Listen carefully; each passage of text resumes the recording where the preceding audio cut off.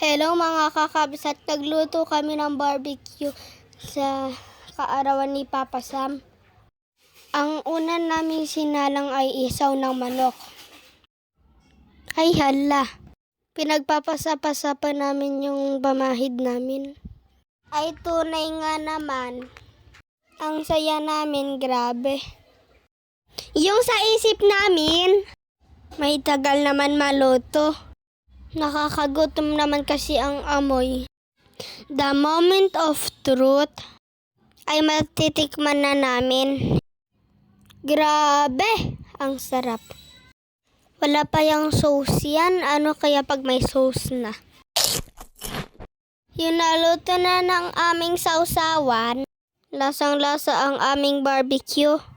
Sabi namin natikman lang namin. Dahil sa sobrang sarap, naubos namin, grabe.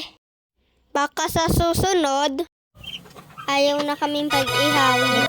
Dahil kami lang pula nakaubos. Ay hala, hindi.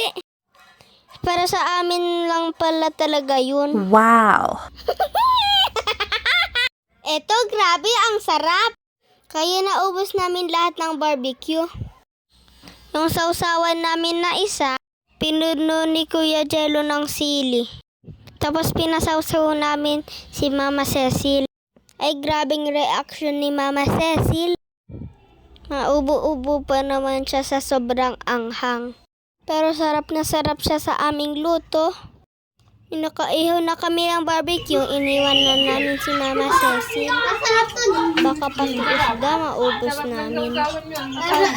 Kakabsat din nila lang ang ating kwentuhan. Don't forget to follow, like, and share.